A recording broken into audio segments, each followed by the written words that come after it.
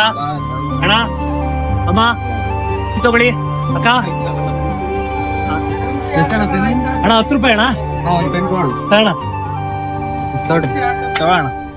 ಬೇರೆ ಒಳ್ಳೆ ಬನ್ನಿ ಅಣ್ಣ.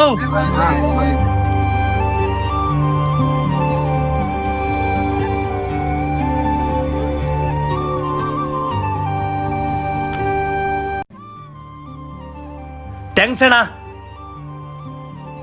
ಮೂರ್ತಿ ನೀನೇನೋ ಇಲ್ಲಿ? 1000 ಜನದಲ್ಲಿದ್ರು ನಾನೆಂತ ಗೊತ್ತಾಗ್ಬಿಡ್ತದಲ್ವಾ ನಿನ್ಗೆ? ಭಗವಂತ ನನ್ಗೆ ಕಣ್ ಕೊಡ್ದಿರ್ಬೋದು, ಆದ್ರೆ ಮುಟ್ಟಿದ ತಕ್ಷಣ ಯಾರು ಅಂತ ಗೊತ್ತಾಗ್ಬಿಡುತ್ತೆ. ಏನ್ ಬಂದಿದ್ದು? ನಾಳೆ ಯುಗಾದಿ ಹಬ್ಬ ಅಲ್ವಾ, ಒಂದ್ ಜೊತೆ ಬಟ್ಟೆ ತಗೊಳ ನಡಿಯೋ. ನಮ್ಮಂತರ್ಗೆಲ್ಲ ಯಾಕೋ ಯುಗಾದಿ ಹಬ್ಬಕ್ ಬಟ್ಟೆ? ಹಾಗಂತ ವರ್ಷ ಪೂರ್ತಿ ಹಳೆ ಬಟ್ಟೆ ಇರಕ್ಕಾಗತ್ತಾ? ಎಲ್ಲರೂ ಹೊಸ ಬಟ್ಟೆ ತಗೊಳಲ್ವಾ? ನಾವೊಂದ್ ಜೊತೆ ತಗೊಳ ನಡಿಯೋ. ನಿನ್ಗೊಂದ್ ಮಾತು ಹೇಳ, ಎಷ್ಟೋ ಜನಕ್ಕೆ ಹಬ್ಬ ಮಾಡ್ಬೇಕು ಅಂತ ತುಂಬಾ ಆಸೆ ಇರುತ್ತೆ, ಆದ್ರೆ ಹಬ್ಬ ಮಾಡಕ್ ಆಸೆ ಇರಲ್ಲ. ಇನ್ ಕೆಲವು ಜನಕ್ಕೆ ದುಡ್ಡಿದ್ರು ಹಬ್ಬ ಮಾಡಕ್ ಆಗಲ್ಲ. ಇನ್ ಸ್ವಲ್ಪ ಜನ ಹಾಸ್ಪಿಟ್ಲುಗಳಲ್ಲಿ ಸಾವು ಬದುಕುಂತ ಓಡಾಡ್ತಾ ಇರ್ತಾರೆ. ಅಂತವ್ರ ಕಷ್ಟದ ಮುಂದೆ ನಮ್ಗೆಲ್ಲ ಹಬ್ಬ ಯಾಕೋ? ಇನ್ನೊಂದ್ ಗೊತ್ತಾ, ನಮ್ಮ ಹತ್ರ 10 ರೂಪಾಯಿ ಇದ್ರೆ ಮನೆ ಖರ್ಚಿಗಾಗುತ್ತೆ. ನನ್ ಬಟ್ಟೆ ಬೇಡ ಕಣೋ. ಲೋ ಅದೇನೋ ಸರಿ ಕಣೋ, ಒಬ್ಬೊಬ್ಬರಿಗೂ ಒಂದೊಂತರ ಕಷ್ಟ ಇರ್ತದೆ. ಹಾಗಂತ ವರ್ಷ ಪೂರ್ತಿ ಹಳೆ ಬಟ್ಟೆಲ್ಲ ಇರಕ್ಕಾಗತ್ತಾ? ಒಂದೊಂದ್ ಜೊತೆ ತಗೊಳ್ಳೋಣ ಬಾರೋ, ನಾನೇ ಕೊಡಿಸ್ತೀನಿ. ನಿನ್ಗೆ ಎಷ್ಟು ಕಷ್ಟ ಇರುತ್ತೋ ಏನೋ, ನನ್ ಬಟ್ಟೆ ಬೇಡ ಕಣೋ. ಫ್ರೆಂಡ್ಶಿಪ್ ಇಷ್ಟೇನ ಬೆಲೆ? ಸುಮ್ನೆ ಬಾರೋ.